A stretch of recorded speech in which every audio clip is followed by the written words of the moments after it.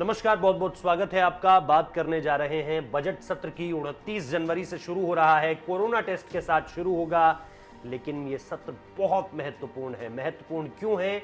क्योंकि बजट पेश होना है।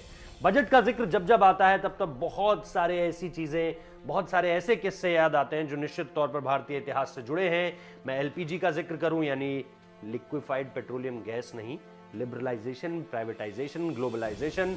मनमोहन सिंह जब इस बजट को ला रहे थे तो निश्चित तौर पर चंद्रशेखर ने संसद के पटल पर हल्ला मचा दिया था कि आखिर ये कर क्या रहे हो, और ये एक ऐसी स्थिति होगी जहां फिर एक ईस्ट इंडिया कंपनी आएगी और आपको दशकों के लिए नहीं बल्कि सदियों के लिए गुलाम बना देगी। उस वक्त पे हमारे देश के प्रधानमंत्री हुआ करते थे पीवी नरसिम्हा राव, और पीवी नरसिम्हा राव को बाकायदा चंद्रशेखर ने यह कह दिया कि जिस छुरी से, जो छुरी हमने तुम्हें सब्जी काटने के लिए दी थी, उसका इस्तेमाल तुम ऑपरेशन करने के लिए करने लगे हो। यानी निश्चित तौर पर हमने सिर्फ मनमोहन सिंह को एक सलाहकार बनाकर भेजा था, तुम कहां उन्हें वित्त मंत्री बना दिए हो। यह सीधे सीधे चंद्रशेखर की इस बात का मतलब था। लेकिन इसके बाद कई सारे ऐसे बजट जिसको लेकर के पी चिदंबरम के एक बजट का बहुत जिक्र होता है, यशवंत सिन्हा के एक बजट का बहुत जिक्र होता है जो कि अच्छे बजट से खुश भारत के, और इसके बाद एक बजट का और जिक्र होता है,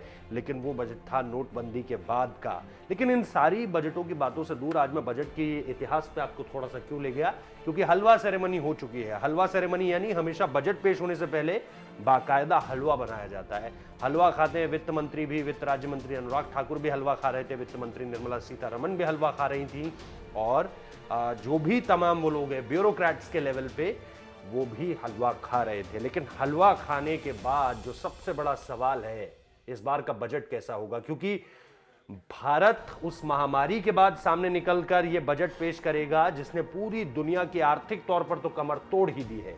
और जब आर्थिक तौर पर कमर तोड़ दी है, ऐसे में सबसे बड़ा सवाल यही है कि इस बार का बजट जो है वो कैसे अलग होगा बीते सारे समय के बजट से। और लोगों में उम्मीदें तो हैं। लोगों को क्या मतलब, बहुत ज्यादा इस बात से तो फर्क नहीं पड़ता कि कोरोना था, ये था, हमारी अर्थतंत्र ने इस बार उस तरह का विकास नहीं किया है जैसा हर साल होता था, जीडीपी रिकॉर्ड लो पर चली गई थी।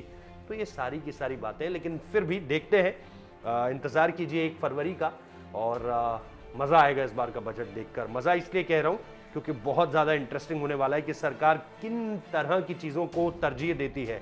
डिफेंस पे किस तरह का खर्चा किया जाएगा, एजुकेशन पे, इंफ्रास्ट्रक्चर पे, हॉस्पिटैलिटी को किस तरह की क्या कुछ नई चीजें दी जाएंगी। बहुत सारे सवाल है।